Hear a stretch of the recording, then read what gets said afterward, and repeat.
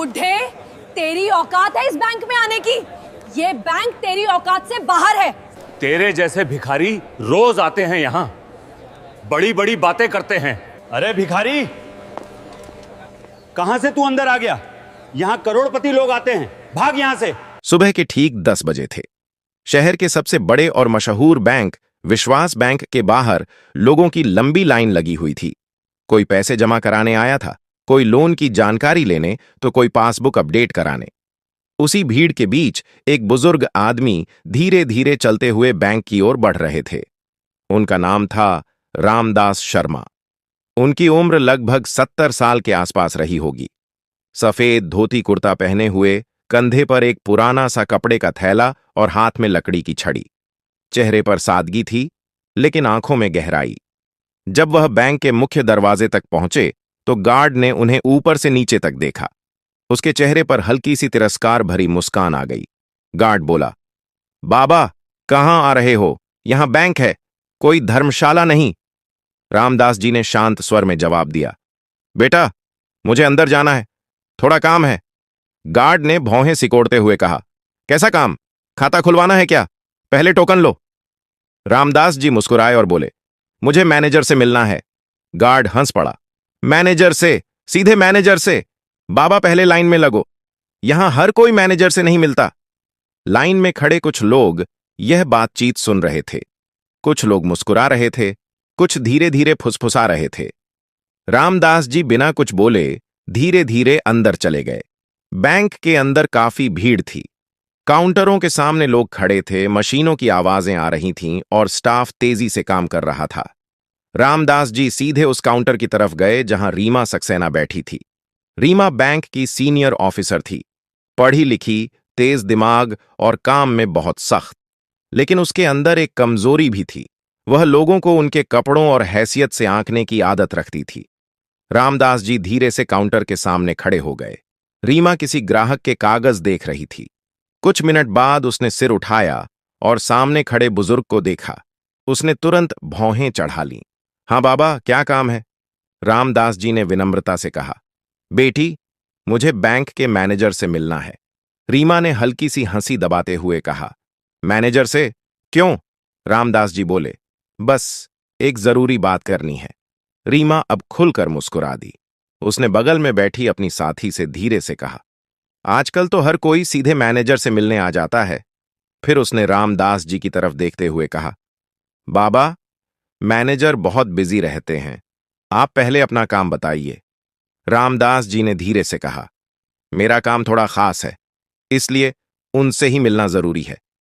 अब रीमा को झुंझलाहट होने लगी। उसने तेज आवाज में कहा, देखिए बाबा, यहां रोज सैकड़ों लोग आते हैं। अगर हर कोई कहे कि उसे मैनेजर से मिलना है तो बैंक कैसे चलेगा? लाइन में खड़े कुछ लोग हंस पड़े। एक आदमी बोला, लगता है बाबा लोन लेने आए हैं। दूसरा बोला, या शायद मुफ्त में पैसे मांगने। रामदास जी ने सबकी बातें सुनी, लेकिन कुछ नहीं कहा। वह बस शांत खड़े रहे। रीमा ने फिर कहा, ठीक है बाबा, अगर आपको सच में मैनेजर से मिलना है तो पहले यह फॉर्म भरिए। उसने एक लंबा सा फॉर्म आगे बढ़ा दिया। रामदास जी ने फॉर्म हाथ में लिया, उसे देखा और फिर धीरे से बोले, बेटी, यह काम फॉर्म से नहीं होगा। रीमा ने चिढ़कर कहा, तो फिर कैसे होगा? रामदास जी ने शांत आवाज में जवाब दिया, अगर मैनेजर से मिलवा दोगी तो सब समझ में आ जाएगा। रीमा ने गहरी सांस ली। उसे अब साफ लग रहा था कि यह बुजुर्ग उसका समय खराब कर रहे हैं। उसने ठंडी आवाज में कहा, बाबा, एक तरफ बैठ जाइए, जब समय मिलेगा तब देखेंगे। बैंक के कोने में एक पुरानी कुर्सी पड़ी थी। रामदास जी धीरे धीरे वहां जाकर बैठ गए।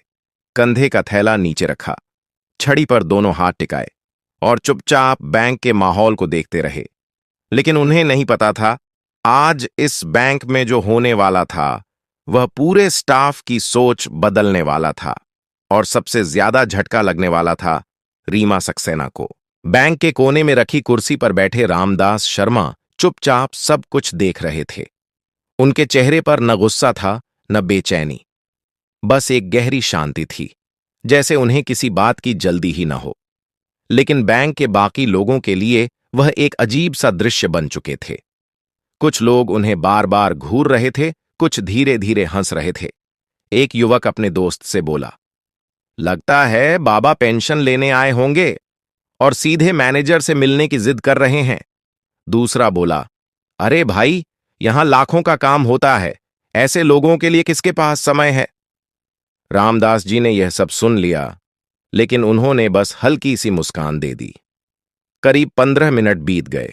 उधर काउंटर पर बैठी रीमा सक्सेना लगातार ग्राहकों के काम निपटा रही थी, लेकिन बीच बीच में उसकी नजर उस कोने की कुर्सी पर बैठे बुजुर्ग पर चली जाती। हर बार उसे वही पुरानी धोती, वही झोला और वही शांत चेहरा दिखता। आखिरकार उसे झुंझलाहट होने लगी। वह अपनी सीट से उठी और तेज कदमों से रामदास जी के पास पहुंच गई। बाबा, आप अभी तक यहीं बैठे हैं? रामदास जी ने शांत स्वर में कहा। हां बेटी, तुमने ही तो कहा था इंतजार करने को, रीमा ने थोड़ा सख्त लहजे में कहा। देखिए, मैनेजर बहुत बिजी हैं, आज शायद उनसे मिलना मुश्किल होगा। रामदास जी ने धीरे से पूछा, क्या तुम उनसे एक बार पूछ सकती हो? रीमा ने तुरंत जवाब दिया, नहीं, हर किसी के लिए मैं मैनेजर को परेशान नहीं कर सकती। पास खड़े कुछ ग्राहक फिर मुस्कुरा दिए। एक महिला बोली, अरे बाबा, बैंक में काम करवाना इतना आसान नहीं होता। दूसरा आदमी बोला, पहले खाता खोलो, फिर नंबर आएगा। रीमा ने हाथ बांधते हुए कहा, बाबा, अगर आपको कोई सामान्य काम है तो बताइए, वरना आप घर चले जाइए, यहां बैठने से कुछ नहीं होगा। रामदास जी ने उसकी आंखों में देखा। उनकी आवाज बहुत शांत थी। मेरा काम सामान्य नहीं है बेटी, रीमा अब खुलकर चिढ़ गई। तो क्या बहुत बड़ा काम है आपका?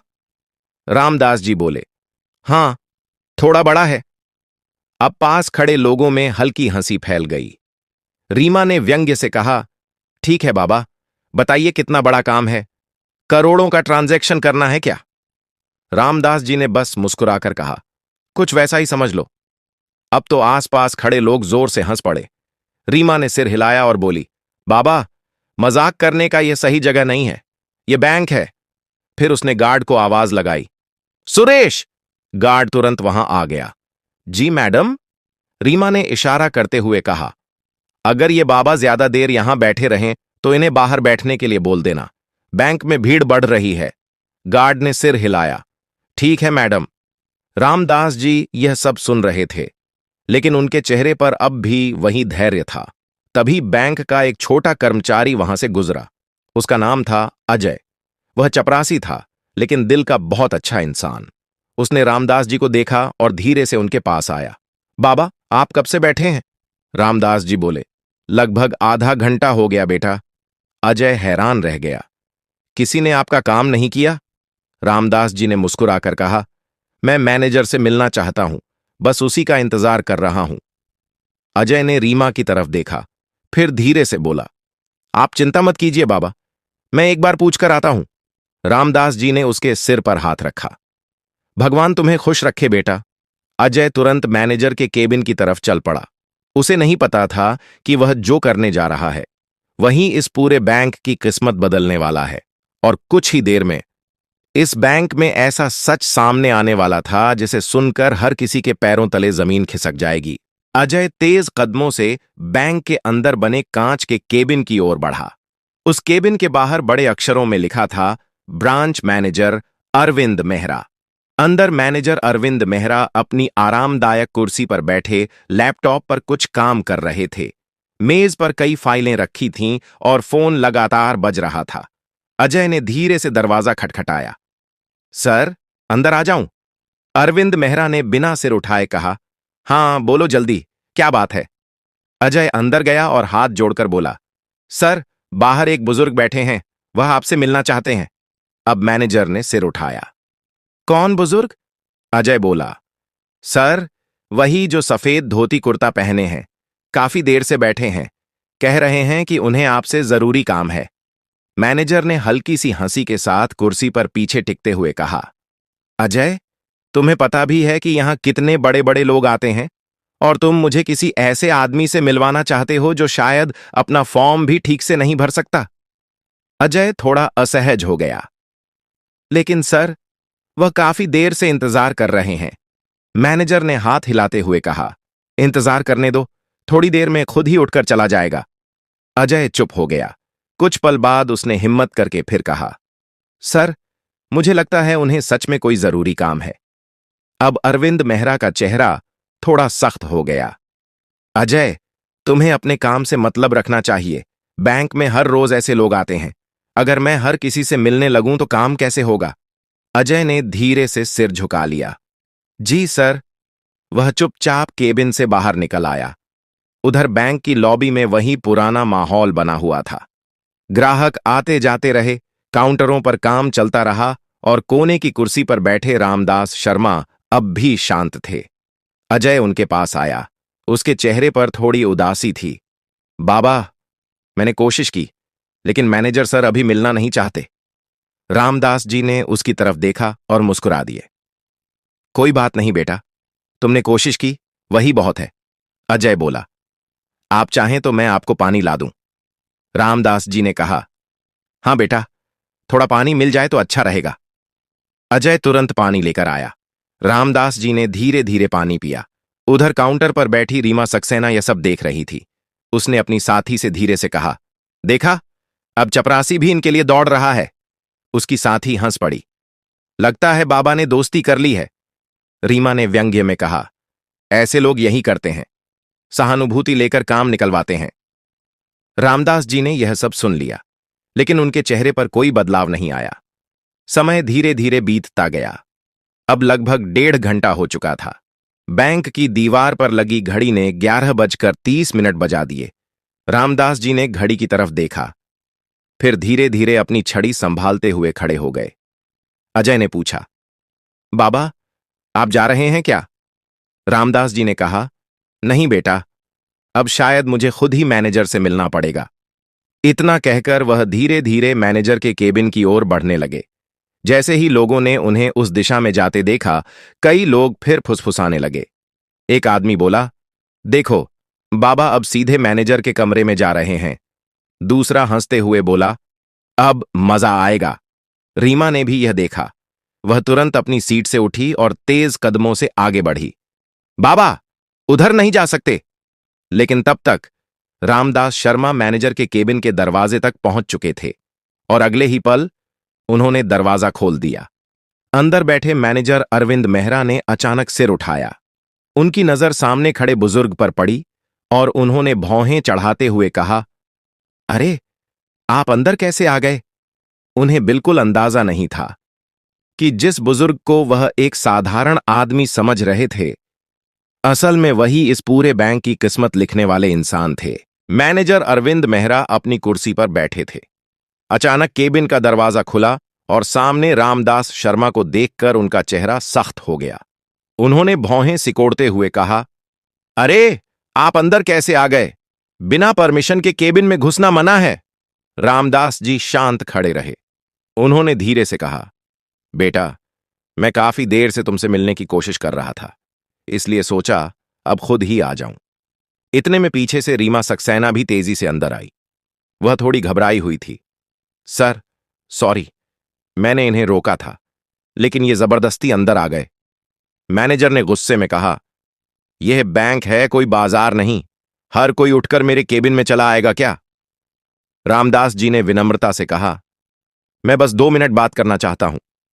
अरविंद मेहरा कुर्सी पर पीछे टिकते हुए हंस पड़े। बाबा, आपको समझ नहीं आता क्या?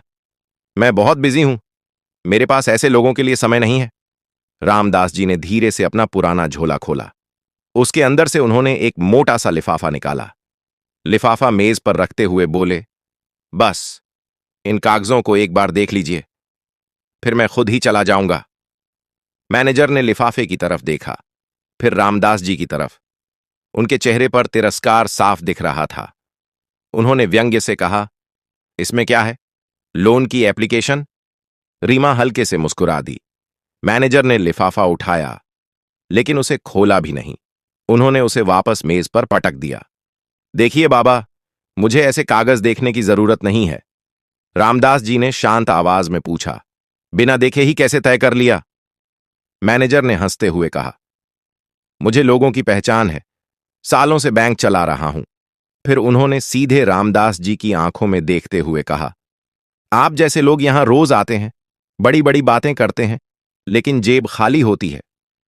केबिन के बाहर खड़ी रीमा यह सुनकर मुस्कुरा रही थी। रामदास जी कुछ पल चुप रहे, फिर उन्होंने गहरी सांस ली और कहा, बेटा, कई बार सच्चाई वैसी नहीं होती जैसी दिखती है। मैनेजर ने चिढ़कर कहा, देखिए बाबा, मेरा समय खराब मत कीजिए। अगर आपको कोई काम नहीं है तो आप बाहर जा सकते हैं। रामदास जी ने धीरे से लिफाफा फिर मेज पर रखा। ठीक है, जब आपको यकीन ही नहीं है तो मैं चलता हूं। फिर उन्होंने शांत आवाज में एक बात कही, लेकिन याद रखना, आज जो हुआ है उसका असर बहुत दूर तक जाएगा। यह सुनकर मैनेजर हंस पड़े। अच्छा, अब आप मुझे धमकी दे रहे हैं?